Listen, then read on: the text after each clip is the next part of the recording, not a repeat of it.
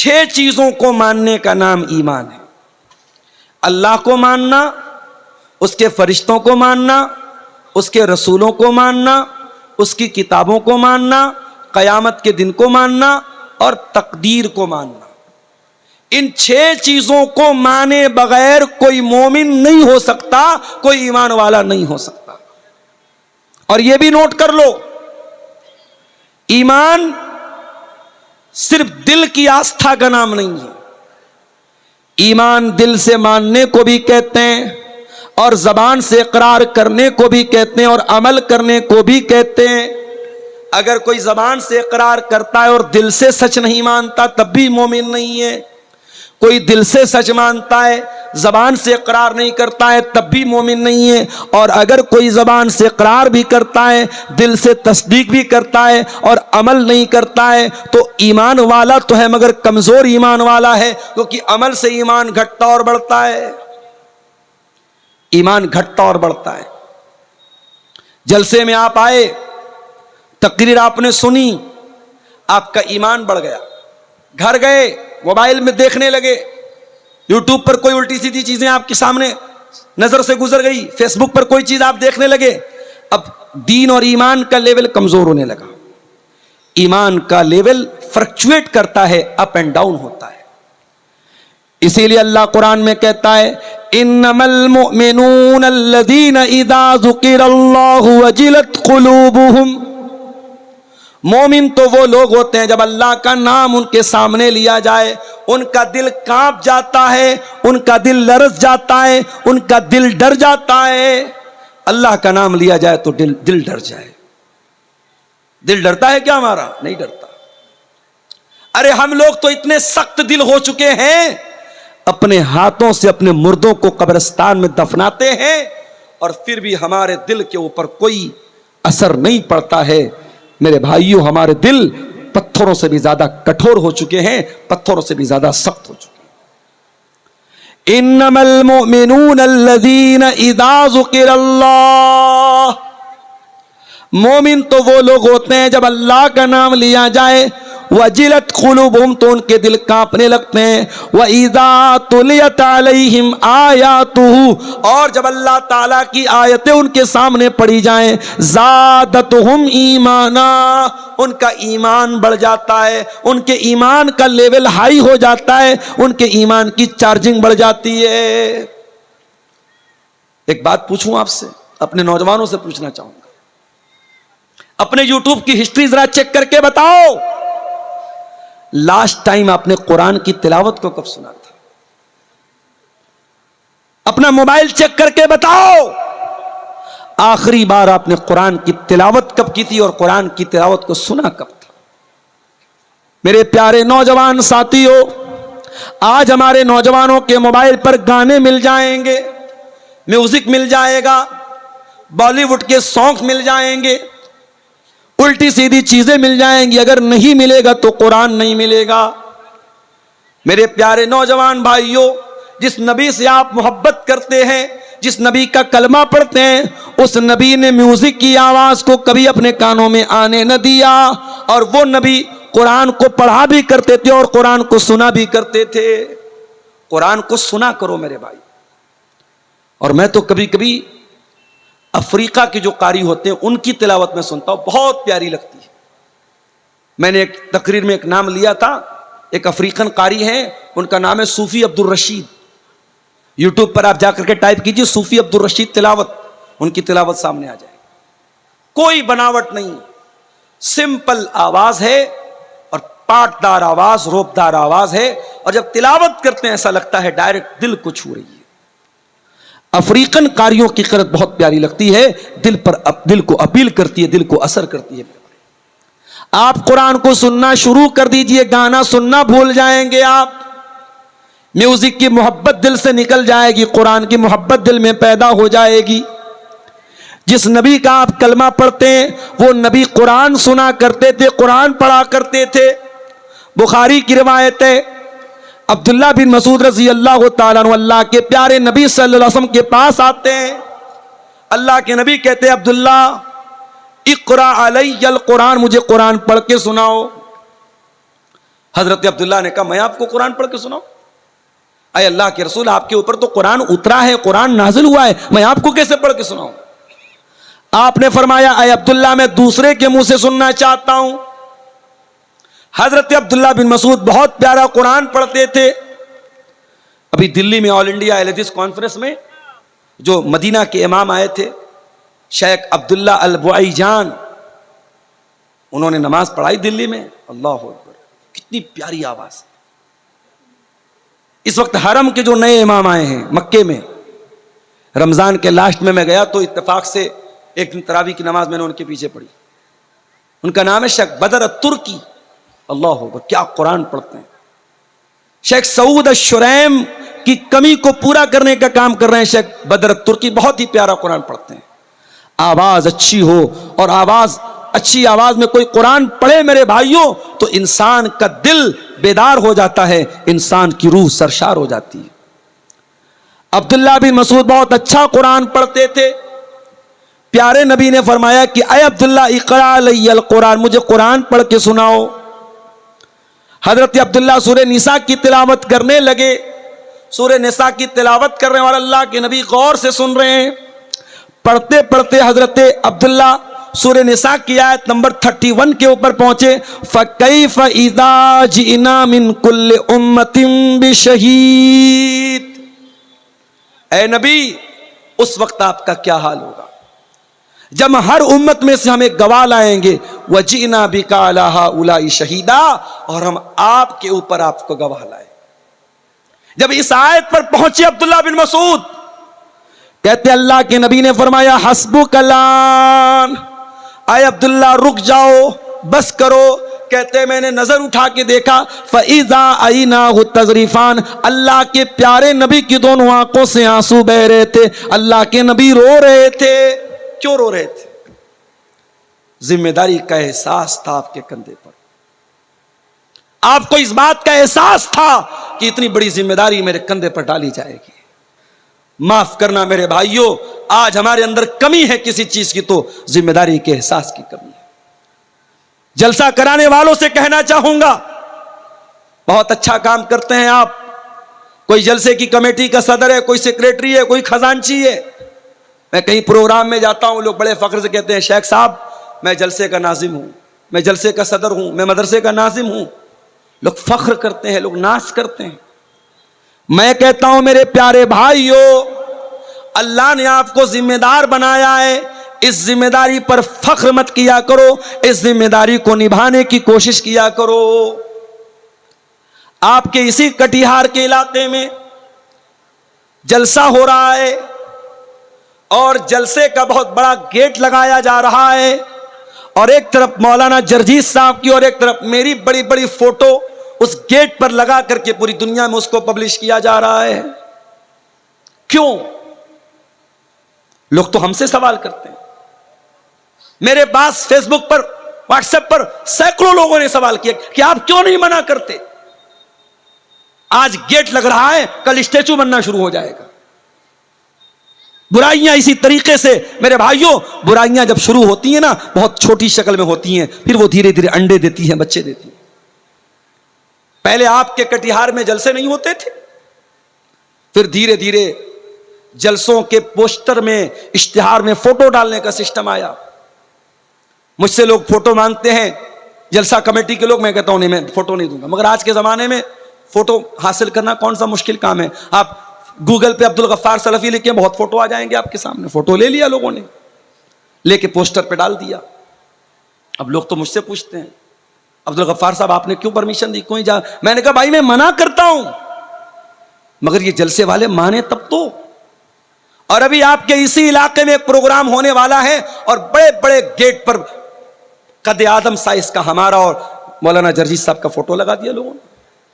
अब साहब वो लोग मुझसे पूछ रहे हैं कि आप लोग मौलवी हैं कि नेता हैं, क्या हैं आप। जिम्मेदारों से कहना चाहूंगा, जलसे की कमेटी के लोगों से कहना चाहूंगा, आप कोई राजनीतिक प्रोग्राम नहीं करते हैं, कोई पॉलिटिकल प्रोग्राम नहीं है। आप एक रिलीजियस फंक्शन, एक धार्मिक आयोजन, एक मजहबी प्रोग्राम करते हैं, और जब मजहबी प्रोग्राम करते हैं तो मजहब के दायरे में रह करके काम कीजिए। मैं हर तकरीर में बोल रहा हूं, सीमांचल के जलसों में पाई जाने वाली खराबियों पर शायद, मैं दावा तो नहीं करता हूं, शायद जितना मैंने बोला है शायद किसी दूसरे वक्ता ने, किसी दूसरे मुकर्रिर ने बोला होगा। ये औरतों का जमघट, ये लड़कियों लड़कियों का सड़कों पर लाइन लगा करके एक दूसरे के सामने खड़ा होना, ये औरतों का लड़कियों का बैठ करके खरीदारी करना, ये जवान लड़कियों का सज संवर करके प्रोग्राम में आना, मैंने हर बात को लेकर के टोका है, मना किया है, इतराज किया है। मगर वो कहावत है, भैंस के आगे बीन बजाओ भैंस खड़ी पगुराए, भैंस की तरह हम और आप हो चुके हैं मेरे भाई। जिम्मेदार हो तो ये जिम्मेदारी आपके गर्दन पर एक बहुत बड़ी अमानत है, इस अमानत के बारे में सोचो मेरे भाई। जलसा करा रहे हो, जलसे के अंदर कोई ऐसा काम न हो कि कल कयामत के दिन अल्लाह आपसे पूछे कि तू जलसे का सदर था, तू जलसे का सेक्रेटरी था, तू कमेटी में था, तूने ये काम क्यों होने दिया। और मैं ये भी बता दूं, मुझे मालूम है 500 लोग 1000 लोग जलसे में आते हैं, इसमें ज्यादातर लोग इंटरटेनमेंट करने आते हैं, मनोरंजन करने आते हैं। किसकी तकरीर कैसी थी, बंगला वक्ता कैसा बोला, उर्दू वक्ता कैसा बोला, अब्दुल गफ्फार साहब कैसा बोले, फला साहब कैसा बोले, बस वो इसी मकसद के लिए आते हैं। मगर मैं ये भी जानता हूं, इन हजारों लोगों की भीड़ में शायद अल्लाह मेरी तकरीर को सुन करके किसी एक बंदे को हिदायत दे दे। वल्लाह मैं नहीं जानता कि इस मैदान में मैं जो भी मेहनत कर रहा हूं, ये मेहनत अल्लाह के यहाँ कबूल होगी कि नहीं। कल रात में उत्तर प्रदेश में सिद्धार्थनगर में प्रोग्राम था, नेपाल बॉर्डर के करीब, बनारस से 300 किलोमीटर दूर। वहां मैं दोपहर में क्लास करता हूं, बाइक कार, वहां रात में 10 बजे पहुंचता हूं, रात में 1 बजे वहां से तकरीर करने के बाद उसी कार से बनारस वापस आता हूं, सुबह 7:30 बजे घर पहुंचता हूं, फिर बैग लेता हूं, मदरसे जाता हूं, मदरसे बच्चों को पढ़ाता हूं, फिर मदरसे से डायरेक्ट आपके बिहार के लिए निकल जाता हूं। मुझे पूरी रात बिस्तर नसीब नहीं हुआ मेरे पास। मैं ये नहीं कहता कि मैं बहुत कुर्बानी दे रहा हूं, लेकिन जो मेहनत हो रही है, हमें नहीं मालूम कि अल्लाह इसको कबूल करेगा। हम तो दुआ कर सकते हैं, उम्मीद कर सकते हैं मेरे भाई। मगर वल्लाह बता रहा हूं, जब कटिहार में, पूर्णिया में, अररिया में, किशनगंज में कहीं पर भी कोई नौजवान मिलता है और कहता है शेख साहब आपकी तकरीर सुनते सुनते मैं पहले नमाज नहीं पढ़ता था, अब नमाज पढ़ने लगा, पहले जुआ खेलता था, अब जुआ खेलना बंद कर दिया, पहले गलत लाइन में था, अब उस लाइन मैंने छोड़ दिया। ऐसा लगता है आय अल्लाह ये रातों का जागना, ये आराम कुर्बान करना, ये लंबे लंबे सफर करना, ये अपनी जान को खतरे पे डालकर कोहरे के मौसम में इतने लंबे लंबे बाई रोड सफर करना, आय अल्लाह शायद ये सफर, ये मेहनत अगर किसी एक बेनमाजी के नमाजी बनने से और किसी एक गलत इंसान के सही राह पे आ जाने से अगर ये मेहनत तेरी बारगाह में कबूल हो जाए तो शायद इसी के बहाने हमारा बेड़ा पार हो जाए। मेरे प्यारे भाइयों, जिम्मेदारी बहुत बड़ी चीज है। अल्लाह के प्यारे नबी के सामने कुरान पढ़ा गया, आप रोने लगे, क्यों? क्योंकि कयामत के दिन आपके सामने वो जो जिम्मेदारी होगी, उस जिम्मेदारी को याद करके अल्लाह के प्यारे नबी रोने लगे और आपकी आंखों से आंसू बहने लगे। नबी से मोहब्बत करते हो तो नबी की पसंद का ख्याल करो। नबी को कुरान पढ़ना बहुत पसंद था, नबी को कुरान सुनना बहुत पसंद था। और आगे बढ़िए, अल्लाह के प्यारे नबी फरमाते हैं हुब्बिब इलय्या मिन दुनियाकुम सलास, मुझे दुनिया में 3 चीजें बहुत पसंद हैं। अन्निसा, औरतें बहुत पसंद हैं। अब आप कहेंगे मौलाना साहब इसका क्या मतलब हुआ, अल्लाह के नबी ये क्यों कह रहे हैं मुझे औरतें बहुत पसंद हैं? इसका तो गलत मतलब भी कोई निकालने वाला निकाल सकता है। नहीं, नबी ने कहा कि दुनिया में औरतें पसंद हैं, इसका मतलब पहले समझ लीजिए कि अल्लाह के नबी क्या कहना चाहते हैं। पहले आप इतिहास उठाइए और उस जमाने की जुग्राफियाई हालात आप देखिए कि उस वक्त अरब की धरती पर औरत के साथ क्या सलूक होता था। लड़की पैदा होती थी, बाप अपने हाथों से ले जाकर के जमीन में गाड़ देता था। बाप मर जाता था, सौतेली मां से उसका बेटा शादी कर लेता था। शौहर मरता था, 1 साल तक औरत एक कोठरी में बंद कर दी जाती थी और 1 साल तक इद्दत मनाती थी और सोग मनाती थी अपने शौहर का। जानवरों की तरह, घोड़े और गधों और बैल की तरह औरत बिकती थी मार्केट में। मेरे प्यारे साथियों, उस सोसाइटी के अंदर अगर महिलाओं को उनका स्थान किसी ने दिया है, महिलाओं को का अगर उनका सही मकाम दुनिया को किसी ने बताया है, तो वो जनाबे मोहम्मद रसूलुल्लाह सल्लल्लाहु अलैहि वसल्लम में आपने औरत का मकाम बयान किया। आपने कहा औरत अगर बेटी है तो उसका ये मकाम है, औरत अगर मां है तो उसका ये मकाम है, औरत अगर बहन है तो उसका ये मकाम है। नबी ने औरत की हर हैसियत को दुनिया के सामने बयान किया। इसलिए अल्लाह के नबी कह रहे हैं, मुझे दुनिया में औरतों की मोहब्बत मेरे दिल में डाली गई है। औरत पर अत्याचार हो, औरत पर जुल्म हो, औरत को मारा जाए, औरत को पीटा जाए, यह मेरे नबी को पसंद नहीं है। दुनिया में बहुत सारे बड़े बड़े लोग आए। गांधी जी का नाम हमारे देश में बहुत बड़ा नाम है। गांधी जी को कहा जाता है साहब महात्मा गांधी। बहुत बड़े बड़े नाम आए। बड़े बड़े लोगों की एक पहचान ये होती है कि साहब वो ब्रह्मचारी होते हैं, औरत से दूर होते हैं, उनकी जिंदगी में बीवी बच्चे नहीं होते हैं। हमारे नबी ने हमको ये नहीं सिखाया। हमारे नबी ने शादी भी की, हमारे नबी के बच्चे भी पैदा हुए। तो अल्लाह के नबी कह रहे मुझे दुनिया में औरत बहुत पसंद है। अन्निसा वत्तीब, और दूसरी चीज जो मुझे बहुत ज्यादा पसंद है, खुशबू बहुत पसंद है। अल्लाह के नबी को खुशबू बहुत पसंद थी और इसीलिए कोई खुशबू अगर तोहफे में दे तो ले लेना चाहिए, खुशबू का तोहफा लौटाना नहीं चाहिए, खुशबू का तोहफा रिजेक्ट नहीं करना चाहिए। कोई तोहफे में खुशबू दे तो ले लेना चाहिए। उसके बाद तीसरी चीज क्या है? जो इलत कुर्रतु ऐनी फिस्सलाह, नमाज मेरी आंखों की ठंडक है। नमाज मेरी आंखों की ठंडक है। अब जरा सीने पर हाथ रखो, दिल पर हाथ रखो और बताओ, कल फजर, जुहर, असर, मगरिब, इशा 4 टाइम की नमाज में से आपने कितने टाइम की नमाज पढ़ी है? आप दिल पर हाथ रख के बताओ। अगर आपको यह लगता है कि नहीं मौलवी साहब मैं बहुत बड़ा कारोबारी हूं, मैं बहुत बड़ा बिजनेसमैन हूं, बहुत बड़ा व्यापारी हूं, मुझे नमाज पढ़ने का टाइम नहीं मिल रहा था, तो माफ करना मेरे भाई, आपके कारोबार से बढ़ करके नमाज है, नमाज से बढ़ करके आपका कारोबार नहीं है। अल्लाह ताला कुरान करीम में कहता है, मेरे मुत्तकी बंदे वो हैं, मेरे परहेजगार बंदे वो हैं, रिजालुल्लाह तुलहीहिम तिजारतु वला बैउन अन जिक्रिल्लाह। मेरे मुत्तकी बंदे वो हैं, उनका कारोबार, उनका लेन देन उनको नमाज से गाफिल नहीं करता है। वो नमाज अपने टाइम पर पढ़ते हैं, कारोबार के बावजूद, लेन देन के बावजूद वो नमाज के मामले में कभी कोई लापरवाही नहीं करते हैं। यखाफून यौमन ततक़ल्लबु फीहिल क़ुलूब वल अबसार, उनके दिल में अल्लाह का डर होता है, उनके दिल में क़यामत के दिन का डर होता है। क़यामत के दिन पहला सवाल यह नहीं होगा कि आप कितना पैसा कमाते थे, आपके बच्चे कितने थे, आपकी बीवी कैसी थी, आपका परिवार कैसा था।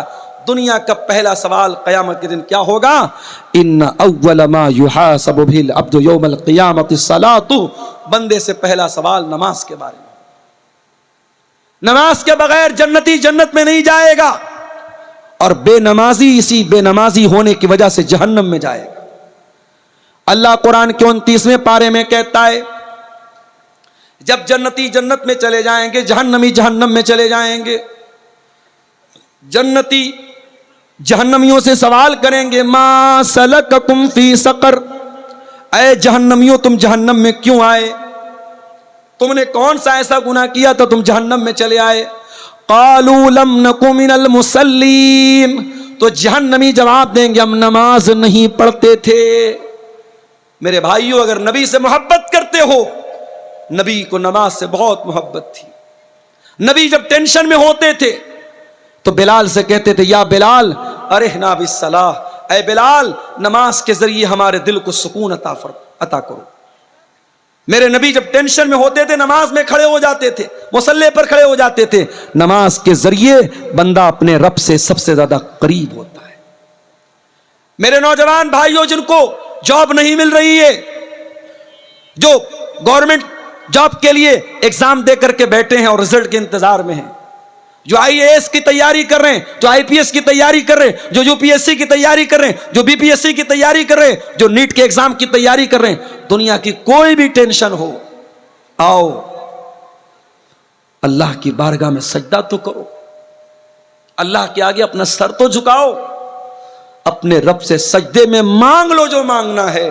और खास तौर से रात में अगर टाइम मिले तो तहज्जुद की नमाज पढ़ दो मेरे भाइयों, और तहज्जुद की नमाज में सजदे में मांग लो अल्लाह से जो मांगना है, इंशाअल्लाह आपकी दुआ कबूल होगी। अक़रबु मा यकूनुल अब्दु मिन रब्बिही व हुवा साजिद, बंदा अपने रब से सबसे ज्यादा करीब अगर होता है तो सजदे की हालत में होता है। और आगे बढ़िए, अल्लाह के नबी को एक चीज और बहुत ज्यादा पसंद थी, और वो चीज क्या थी? शर्म व हया बहुत ज्यादा आपको पसंद थी। एक मर्तबा एक औरत आपके पास आई, औरत का नाम था फातिमा बिनते उक़बा। वो बैयत लेने के लिए आई। उसने आकर के, पर्दे के उस पार औरत है, इस पार अल्लाह के नबी हैं।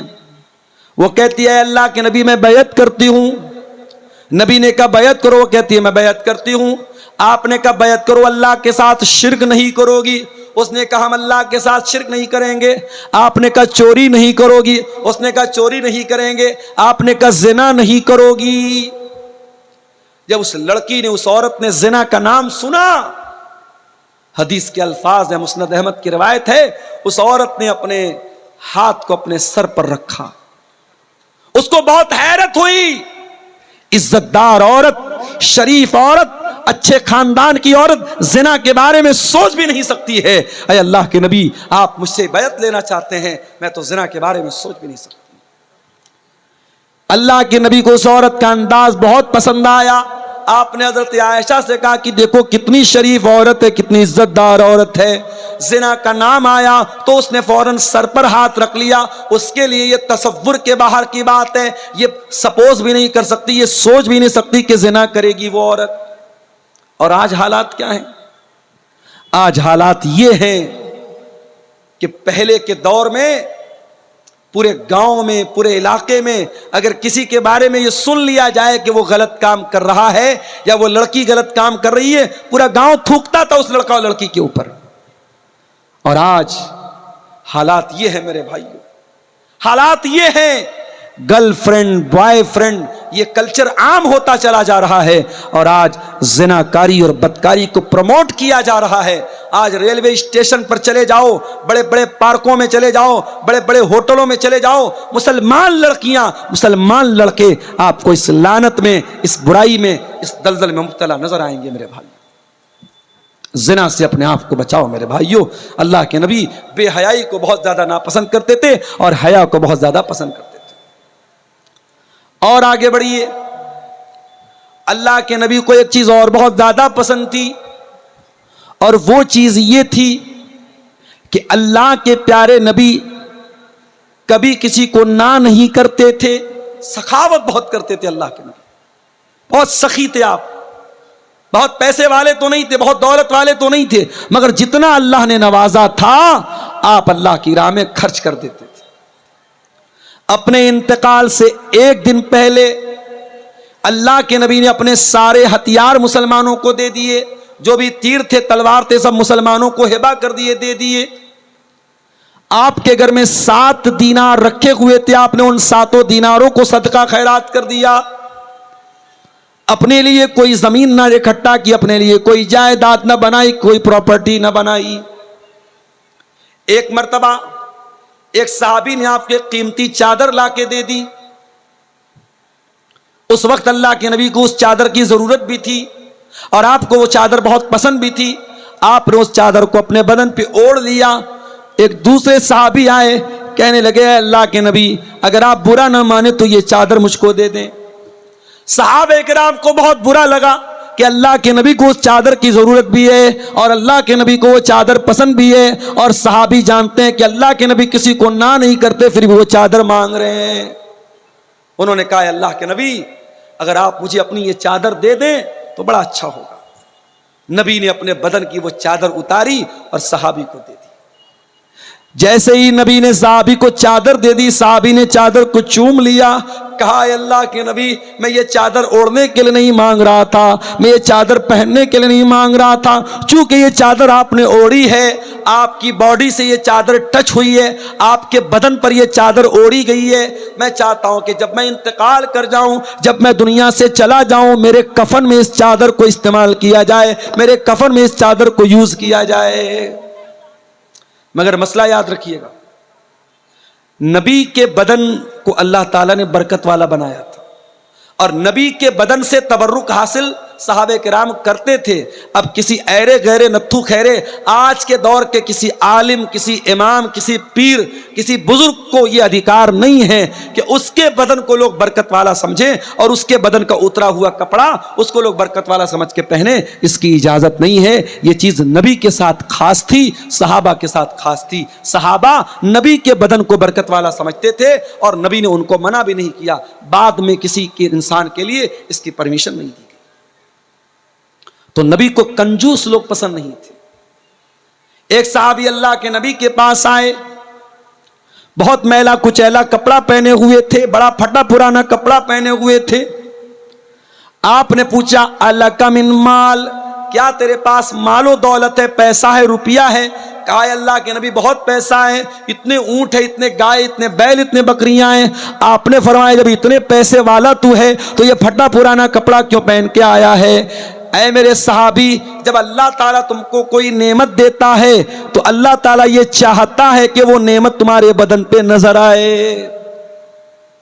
कुछ लोगों को मैंने देखा, सरकारी नौकरी कर रहे हैं, मदरसे में, स्कूल में, 50,000 60,000 रुपया महीना तनख्वाह है, मगर उनकी नीयत में इतनी कंजूसी है, 10 रुपये की चाय पिलाना भी उनके लिए बहुत मुश्किल है। और वो चाहे तो कार खरीद सकते हैं, मगर वो अपने घर से मदरसा या स्कूल साइकिल चला के जाते हैं। यानी एक इंसान 5,000 रुपया महीना कमा रहा है, उसके मुकाबले में ये 50-60,000 रुपया महीना कमा रहा है। इसका लाइफ स्टाइल और अच्छा होना चाहिए, मगर ये और कंजूस होता चला जाता है। याद रखो मेरे भाई, अगर अल्लाह ताला आपको नेमत देता है, अगर अल्लाह ने आपको दौलत वाला बनाया है, तो आपकी वेशभूषा से, आपके कपड़े से, आपकी ड्रेस से ये पता लगना चाहिए कि हाँ, अल्लाह ने आपको नवाजा है। ये इस्लाम में कोई अच्छी चीज नहीं है कि आप पैसे वाले हैं और फटा पुराना मैला कुचैला कपड़ा पहने। इस बात की इस्लाम के अंदर अल्लाह के नबी ने इसको पसंद नहीं किया है। नबी ने पसंद क्या किया है? जब अल्लाह ताला ने आपको कोई नेमत दी है तो वह नेमत आपके ऊपर नजर आनी चाहिए। इसी तरीके से मेरे भाइयों, अल्लाह के नबी को एक चीज और बहुत ज्यादा पसंद थी, और वो चीज ये थी कि आप आखिरत की नेमतों को पाना चाहते थे और दुनिया की नेमतों से बस जरूरत भरा फायदा उठाते थे। दुनिया से आप दिल न लगाते थे, दुनिया से बहुत ज्यादा आप रिश्ता नहीं जोड़ते थे। इसकी 2-3 मिसालें आपके सामने बयान कर देता हूं मैं। अल्लाह के प्यारे नबी के पास एक मर्तबा सहाबे किराम आते हैं, चटाई पर अल्लाह के नबी लेटे हुए हैं और चटाई के निशान आपके बॉडी के ऊपर, आपके शरीर के ऊपर पड़े हुए हैं। सहाबे किराम अपने नबी की ये हालत देख करके तड़प जाते हैं। सहाबे किराम कहते, लवी तखजना लका वीतान या रसूल अल्लाह, अय अल्लाह के नबी आप हमको इजाजत दे दे, हम आपके लिए आराम दे, गद्दे का इंतजाम कर दे, बिस्तर का इंतजाम कर दें। आपने फरमाया, माली वली दुनिया, ऐ मेरे सहाबा, मेरा दुनिया से क्या लेना देना है? मा अना इल्ला कराकिबिन इस्तज़ल्ला तहत शजरतिन सुम्मा राह फतरकहा। ऐ मेरे सहाबा, मैं तो दुनिया में उस मुसाफिर की तरह हूं जो सफर पे निकला है और किसी पेड़ की छांव में आराम कर रहा है और थोड़ी देर वो आराम करता है, फिर अपनी मंजिल की तरफ चला जाता है। ऐ मेरे सहाबा, ये दुनिया मेरे लिए वक्ती आराम करने की जगह है, ये दुनिया मेरी मंजिल नहीं है, ये मेरी आराम करने की जगह है, ये मेरा आखिरी ठिकाना नहीं है। ये अल्लाह के नबी का मिजाज था, ये अल्लाह के नबी की पसंद थी। और आगे बढ़िए। एक मर्तबा हजरत उमर आते हैं अल्लाह के नबी के कमरे में। नबी का कमरा है, एक चटाई बिछी हुई है, एक लकड़ी का प्याला रखा हुआ है, किनारे थोड़ी सी जौ रखी हुई है, एक चमड़े का थैला है जिसमें पानी भरा हुआ है। यही नबी का पूरा कमरा है और यही नबी की कुल कायनात है। कोई फर्नीचर नहीं, कोई मसेरी नहीं, कोई गद्दा नहीं, कोई नरमो नाजुक तकिया नहीं। नबी के कमरे में ये छोटी छोटी चीजें हैं। हजरत उमर फारूक की आंखों में आंसू आ जाते हैं, रोने लगते हैं और कहते हैं अल्लाह के नबी, कैसर और किसरा तो अपने अपने महलों में आराम से रहते हैं, आप तो अल्लाह के आखिरी नबी हैं, आप हम सबके चहेते हैं, हम सबके महबूब हैं और आप ऐसी जिंदगी गुजर कर रहे हैं। अरे अल्लाह के नबी, हम ऐसा होते हुए नहीं देख सकते, ये हमको ठीक नहीं लग रहा, ये हमको मुनासिब नहीं लग रहा। बादशाह, दुनिया के बादशाहों की आपके सामने क्या औकात है? कैसर और किसरा तो अपने महलों में आराम से रहते हैं और आप ऐसी मामूली चटाई पर लेटते हैं और ऐसी सिंपल जिंदगी आप गुजर करते हैं। आपने फरमाया, ऐ उमर, अमा तरजा अन तकून लहुमुद दुनिया, ऐ उमर, क्या तुम ये नहीं चाहोगे कि कैसर और किसरा को दुनिया का ऐशो आराम मिल जाए, दुनिया की नेमतें मिल जाएं, व तकून लना अल आखिरा, और तुम्हारे नबी को अल्लाह ताला आखिरत की नेमतों से नवाज दे। ऐ उमर, तुम्हारा नबी दुनिया बनाने के लिए नहीं आया, तुम्हारा नबी आखिरत बनाने के लिए आया। मेरे भाइयों, उसी नबी का कलमा हम और आप पढ़ते हैं। हम और आप गौर करें, 24 घंटे को हम डिवाइड करें कि 24 घंटे में कितने घंटे हम दुनिया को देते हैं और कितने घंटे आखिरत को देते हैं। रात में बिस्तर पे सोने जाओ तो सोचो, बच्चों के लिए ये जमीन बना दिया, ये जायदाद बना दिया, ये कर दिया, वो कर दिया, बैंक में इतना बैलेंस बना दिया, इतना पैसा बीवी को दे दिया, इतना पैसा बच्चों के लिए बना दिया। कब्र की जिंदगी के लिए आपने क्या किया? आखिरत की जिंदगी के लिए आपने क्या किया? कयामत के दिन को अल्लाह की बारगाह में जवाब देने के लिए आपने क्या तैयारी करके रखी है? इसीलिए अल्लाह कुरान में कहता है, या अय्युहल्लज़ीना आमनुत्तकुल्लाह वल तंजुर नफ्सुम मा क़द्दमत लिग़द वत्तकुल्लाह। ऐ ईमान वालो, अल्लाह से डरो और हर इंसान गौर करे कि उसने कल के लिए क्या तैयारी की है। कल के लिए आपके पास क्या प्लान है? आखिरत के लिए आपके पास क्या प्लान है? कब्र की जिंदगी के लिए आपके पास क्या प्लान है? दुनिया में लोगों को खुश करने के चक्कर में हम हराम काम भी करते हैं। लड़की की शादी हो रही है, लड़के की शादी हो रही है। बनारस में भी एक शादी में मैंने शादी अटेंड की। जिस हॉल के अंदर शादी थी, जिस मैरिज लॉन के अंदर शादी थी, लोगों ने बताया कि 8 लाख रुपए का लॉन था। 8 लाख रुपया सिर्फ उस जगह का किराया था जहां पे वो शादी हो रही थी, वलीमा हो रहा था। और वलीमा में जो तरह तरह के खाने थे, 40 लाख रुपए का खाना था। उम्मत के कितने गरीब आज भूख से मर रहे हैं। कितने लोगों के पास ढंग का मकान नहीं है, सर छुपाने को छत नहीं है। कितनी गरीब बच्चियां हैं, उनके मां बाप के पास अपनी बच्ची की शादी का इंतजाम नहीं है। और 40-40 लाख रुपए का खाना, और वो खाना भी आदमी 30% खाता है, 70% डस्टबिन में फेंका जाता है वो खाना। मेरे प्यारे साथियों, याद रखो, सुम्मा लतुसअलुन्ना यौमइज़िन अनिन नईम। अल्लाह ने अगर कोई नेमत दी है आपको, तो इस नेमत का हिसाब हमें कयामत के दिन देना पड़ेगा। हम और आप ये तसव्वुर करें और सोचें कि अल्लाह ने ठीक है हमको दौलत से नवाजा है, पैसा है हमारे पास, मगर एक दिन की शान और शौकत के लिए पानी की तरह पैसा बहाना, और जहां दौलत की जरूरत है, जहां सरमाए की जरूरत है, जहां पैसे की जरूरत है, वहां अपने दिल को छोटा कर लेना, मेरे भाइयों, ये अच्छी बात नहीं है। नबी ने हमें यह सबक दिया कि दुनिया से नहीं, आखिरत से दिल लगाओ और आखिरत की तैयारी करो। अब आइए तकरीर के दूसरे पॉइंट की तरफ। अल्लाह के नबी को क्या नापसंद था, जल्दी जल्दी 2-4 चीजें देख लेते हैं। अल्लाह के नबी फरमाते हैं, इन्ना अबग़ज़कुम इलैया व अबअदकुम मिन्नी मजलिसन यौमल क़ियामति अस्वउकुम अख़लाक़ा। गौर से सुनिएगा, अल्लाह के नबी फरमा रहे हैं कि सबसे ज्यादा मैं किसी से नफरत करता हूं और सबसे ज्यादा कयामत के दिन अगर कोई मुझसे दूर रहेगा तो वो इंसान रहेगा जिसके अखलाक बुरे हों।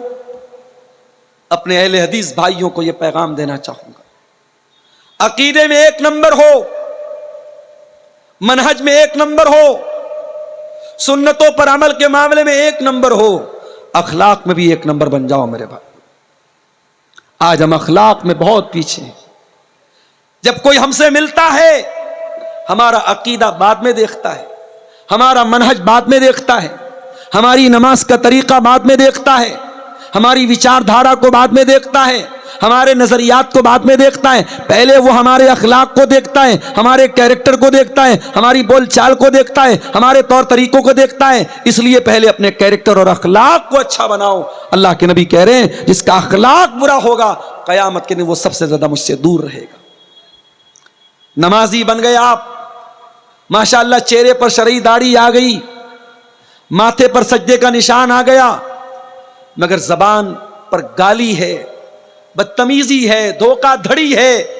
बड़ी दाढ़ी होने के बावजूद और माथे पर सज्जे का निशान होने के बावजूद अगर आपका अखलाक गड़बड़ है तो कयामत के दिन मेरे प्यारे साथियों हमें और आपको पछताना पड़ जाएगा। अल्लाह के नबी फरमाते हैं मा मिन शैइन फिल मीज़ान अस्क़ल मिन हुस्निल खुलुक।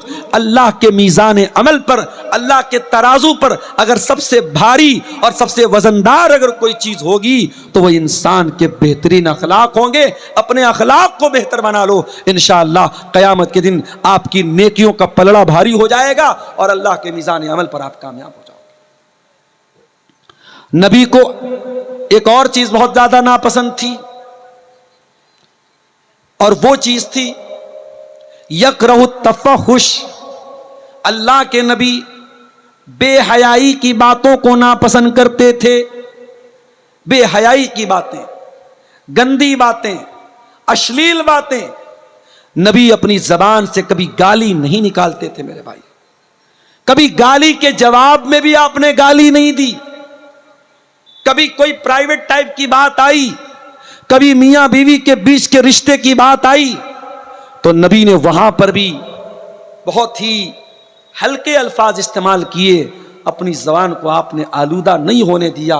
उस नबी की हम उम्मती हैं, हम और आप भी अपने आप को अश्लीलता से बचाएं, अपने आप को बेहयाई से बचाएं। आज हमारे नौजवानों का बहुत बड़ा मसला यही है मेरे भाइयों, चाहे वो नौजवान लड़के हो चाहे वो लड़कियां हो। आज हालात ये हैं 8-8, 9-9 साल के लड़के और लड़कियों को ये सोशल मीडिया, ये व्हाट्सएप, ये इंस्टाग्राम, ये फेसबुक, ये यूट्यूब हमारे नौजवानों को बेहया बना रहा है। और हमारी जो नई नस्ल तैयार हो रही है ये नई नस्ल बेहया बन रही है। ये वक्त के पहले बालिग हो रही है, ये टाइम के पहले एडल्ट हो रही है और ये हर एतबार से शर्म हया से दूर हो रही है। मेरे प्यारे साथियों, अल्लाह के नबी ने फरमाया अल हयाउ वल ईमान कुरिना जमिया। हया और ईमान दोनों का रिश्ता चोली दामन का रिश्ता है, दोनों एक दूसरे के साथ जुड़े हुए हैं। जब हया निकलती है तो ईमान निकल जाता है, जब ईमान निकलता है तो हया निकल जाती है। इसलिए मेरे प्यारे साथियों हम हया वाले बने, हम शर्म वाले बने। एक आखिरी बात बयान करके बात खत्म करता हूं। अल्लाह के प्यारे नबी को एक चीज और बहुत ज्यादा पसंद थी और वो ये चीज ये थी कि आपके ऊपर कसरत से दरूद पढ़ा जाए, अल्लाह के नबी के ऊपर दरूद पढ़ा जाए। फरिश्ता आता है और कहता है क्या अल्लाह के नबी, क्या आप इस बात को पसंद करेंगे कि कोई आपके ऊपर दरूद पढ़े और अल्लाह ताला दरूद पढ़ने वाले के ऊपर 10 रहमतें नाजिल करे?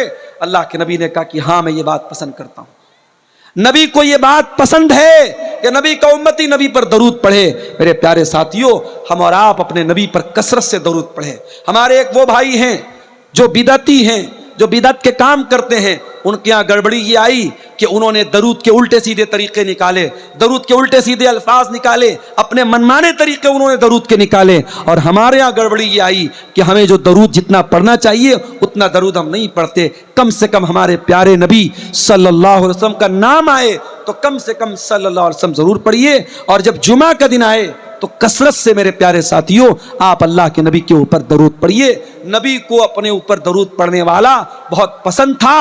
और अल्लाह के नबी ने फरमाया कि पांचों टाइम की जब अजान होती है, अगर कोई इंसान अजान का जवाब देता है और अजान के बाद दुआ पढ़ता है, अल्लाहुम्मा रब्ब हाज़िहि दावति ताम्मा वस्सलातिल काइमा आति मुहम्मदनिल वसीलत वल फजीला वबअथहु मकामम महमूदन लज़ी वअदता, अगर ये दुआ पढ़ता है और अल्लाह के नबी सल्लल्लाहु अलैहि वसल्लम के ऊपर दरूद पढ़ता है, अल्लाह के नबी कहते हैं हल्लत लहू शफाअती, क़यामत के दिन उस इंसान को मेरी शफात नसीब होगी, मैं उस इंसान की शफात करूंगा। मेरे प्यारे साथियों, नबी की पसंद और नापसंद के इस मौजू पर ये चंद बातें मैंने आपके सामने रखी हैं। और जाते जाते मैं यही आपसे गुजारिश करूंगा कि आप नबी से मोहब्बत करते हैं तो नबी की पसंद और नापसंद का ख्याल करें। और नबी को ये मदरसे भी बहुत पसंद थे, ये दीनी तालीम भी बहुत पसंद थी। आप इस प्रोग्राम में आए हैं, इस इदारे को, इस मदरसे को, जिसके लिए ये प्रोग्राम मुनक्किद हुआ है, अपना कीमती ताउन और चंदा ज़रूर देते हुए जाएं। हमारे बाद अबुल कासिम बिजली साहब अभी मजीद आपके सामने चंदा का ऐलान करेंगे, चंदा करेंगे। अल्लाह ताला हम सबको दीन पर अमल करने की तौफीक अता फरमाए, अपने प्यारे नबी से मोहब्बत की तौफीक अता फरमाए, प्यारे नबी की पसंद और नापसंद का ख्याल करने की हम सबको तौफीक अता फरमाए। अल्लाह ताला हमें दुनिया में जब तक जिंदा रखे, इस्लाम पर जिंदा रखे और हमारे